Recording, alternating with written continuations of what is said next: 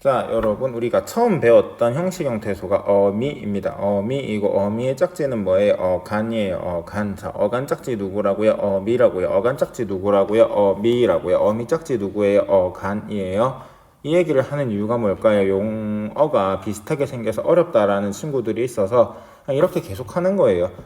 간 짝지는 누구예요? 미고요. 어미 짝지는 누구예요? 간이에요. 그만큼 중요한 것이니까 기억을 하세요. 나도 종종 말실수를 하긴 하는데 어쨌든 어간의 짝지는 뭐라는 거예요? 미라는 거예요. 자, 어미 짝지는 어근이다. OX, X죠? 어근 짝지는 접사입니다. 좀 이따 한 번 더 얘기할 건데 자, 일단 우리가 배웠던 건데 어간과 어미는 상당히 조금 심플해요. 일단 어간과 어미는 품사라고 하는 영역에서 나오는 용어라고 하였습니다. 품사는요, 우리나라 말의 단어들을 분류하는 방법인데 어떤 식으로 분류를 하느냐, 단어가 가진 특성에 따라서 단어를 분류한다라고 했습니다. 이때 특성이라고 하는 거는 크게 세 가지인데요. 첫 번째 형태가 변하는가 안 변하는가, 두 번째 문장에서 어떤 기능을 하는가, 세 번째 각각의 그 단어들이 가지고 있는 의미에 공통점이 있는가, 어떤 의미를 가지고 있는가라는 거예요. 뭐 의미는 그렇게까지 이제는 중요하지는 않은 것 같기도 하고 하여튼 그래요. 하여튼 뭐 이런 잡소리는 빼고 해서 지금 우리한테는 형태가 제일 중요해요. 알겠죠?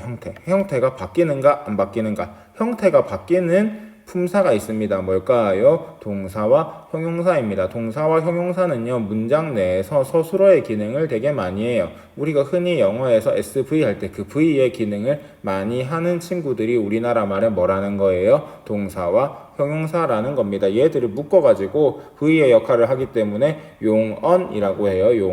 용언이라고 하는데 이 용언은 뭐다? 형태가 바뀌는 친구입니다. 형태가 바뀌는데 어떻게 바뀌느냐? 거기에서 나오는 개념이 간과 미라고 하였어요. 자, 어차피 이 프린트는 다 나갔던 거고 영상도 있는 거니까 한 번 더 보시면 될 건데, 자, 먹다 먹고 먹니 먹음 먹었다 먹을 먹겠다 먹느냐, 여기에서 퀴즈 1. 자, 여기 지금 쭉 세로로 나열된 단어들은 같은 단어이다, 다른 단어이다. 네, 정답은 같은 단어다, 같은 의미를 가지고 있는 단어다 라고 했을 때 얘가 같은 의미가 되는 거는 뭐가 똑같기 때문일까요? 맨 왼쪽에 붙어있는 먹이 똑같기 때문입니다. 맞습니까? 아닙니까? 맞지요? 자, 먹다, 쓰다, 오른쪽에 있는 다는 똑같은데 왼쪽에 있는 쓰하고 먹이 다르잖아요. 그러니까 얘는 같은 단어예요? 다른 단어예요? 다른 단어예요. 당연한 거잖아요. 맞죠?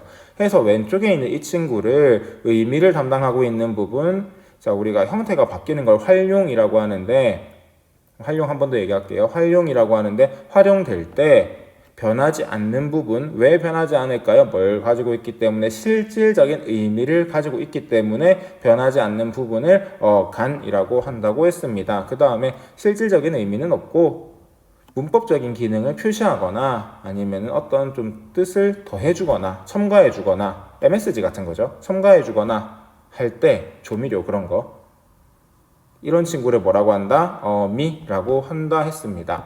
해서 어간에 뭐가 붙어서 어미가 붙어가지고 그 모양이 바뀌는 거를 우리가 활용이라고 하는데, 이해되죠? 어미는 무슨 형태소? 형식 형태소. 어간은 실질 형태소라고 이야기를 했었어요. 여기까지가 어간 어미의 정리입니다. 자, 이제 접사라는 형식 형태소가 또 등장해요. 접사는 어디에서 나오느냐? 좀 어려운 말이 있는데 그건 빼고 단어의 구성 성분으로 단어를 또 분류할 수 있어요. 단어가 직접 구성 성분이라는 거 저번에 했었는데 쪼개어진다, 안 쪼개어진다. 요거 한 번 딱 쪼개보는 거를 직접 구성 성분으로 나누는 거라고 했는데, 어쨌든 직접 구성 성분으로 얘를 딱 쪼갰을 때, 나눠봤을 때 안 쪼개지는 거, 쪼개지는 거 있는데 쪼개졌을 때 혼자 쓸 수 있는 거, 혼자 못 쓰는 거, 뭐 그런 식으로 얘기를 했던 것으로 기억을 하고 있습니다. 어쨌든요, 일단 접사만 지금은 간단하게 얘기를 할게요. 여기 보면은 우리나라 말은 어근도 얘기하겠네요. 생각해보니까. 자, 접사라고 하는 거는 실질적인 뜻이 없다라고 했어요. 실질적인 뜻은 없고 문법적인 기능을 표시하거나 특정한 뜻을 더해주는 거라고 했어요. 뭐에 붙어가지고 근에 붙어가지고 어근은 뭘 담당하고 있는 부분? 실질적인 뜻을 담당하고 있는 부분이라고 했어요. 단어를 쪼개봤을 때 실질적인 뜻을 담당하고 있어서 의미가 있어서 혼자 쓸 수 있는 게 어근이고요. 그렇지 못하고 어근에 붙어야지만 쓸 수 있는 거, 문법적인 기능을 표시해주고 뭐 특별한 뜻을 첨가해주는 MSG 같은 거, 조미료 같은 거, 라멘 스프 같은 거, 그게 뭐라는 거예요? 접사라는 거죠. 딱 들어봤을 때 어미하고 접사하고 비슷해 보이지만 가장 큰 차이점이 있습니다. 자, 아까 우리 먹고 먹겠다, 먹으니 이거 전부 다 같은 말, 다른 말, 같은 말인데, 자, 딸, 따님 비슷한 것 같은데 같은 말일까요? 다른 말일까요? 다른 말이라고 내가 얘기를 했었어요. 접사가 붙어서 새로 생긴 말은, 어근에 접사가 붙어가지고 새로 생긴 말은 우리가 파생어라고 하는데, 얘는 기존에 있던 어근과 똑같이 사전에 등재가 됩니다. 무슨 말이다? 다른 말이라는 거예요. 어근에 접사가 붙어가지고 생긴 파생어는 기존에 있던 말과 또 다른 새로운 말이 됩니다. 이해됩니까? 접사는 뭐 하는 친구다? 새로운 말을 만들어내는 친구다 라는 거. 오늘의 핵심은 이거예요. 요거 동그라미 저번에 쳐놓고 안 했던 부분이 오늘 해야 될 부분입니다. 겁나 어려워요. 나한텐 쉬워요. 그러니까 가르치지. 비교를 해볼 건데요. 여기 보면은 쌌다라는 거 한번 찾아볼. 쌌다. 여기 보면은 여기 있을 거예요. 아이고, 여기 보일 거예요. 자, 이 친구하고 싸이다 하고, 자, 같은 말일까요? 다른 말일까요? 다른 말이겠죠. 이렇게 물어보면. 여기 보세요. 싸이다, 싸이는 싸이고. 자, 싸이다, 싸이는 싸이고에서요. 우리가 이렇게 하면 좀 헷갈릴 것 같으니까는, 잠시만요. 왜 안 되나? 아, 됐다. 여기에서 이렇게 표시를 한번 해봅시다. 이걸로 하는 게 낫겠다. 미안해요, 버벅거려서. 자, 싸이다, 싸이는 싸이고에서 안 변하는 부분 표시해봤고요. 끓이다, 끓이는 끓이고, 좁히다, 좁히는 좁히고, 앉히다, 앉히는 앉히고. 자, 지금 내가 표시한 부분들은 공통점이 있어요. 인마들은 바뀌어야 안 바뀌어요. 활용이라는 거 아까도 얘기했지만 아까도 얘기했지만 어간에 뭐가 붙어서 어미가 붙어가지고 형태가 바뀌는 게 활용이라고 했었어요. 근데 이 활용에서 변하지 않는 부분이 뭐라고 했습니까? 어간이라고 했어요. 어간이 뭘 담당하고 있기 때문에? 의미를 담당하고 있기 때문에. 자, 그럼 싸이까지가 뭘 담당하고 있는 거예요? 의미를 담당하고 있는 거예요. 실질적인 의미를 담당하고 있으니까 얘를 뭐라고 한다? 어간이라고 합니다. 근데 우리가 아까도 봤지만 쌌이라고 하는 어간이 존재를 해요. 싸잇이라고 하는 어근은, 그쵸? 싸이라는 어근은 또 따로 존재해요. 맞죠? 이 싸이라고 하는 어근은요, 어간은요.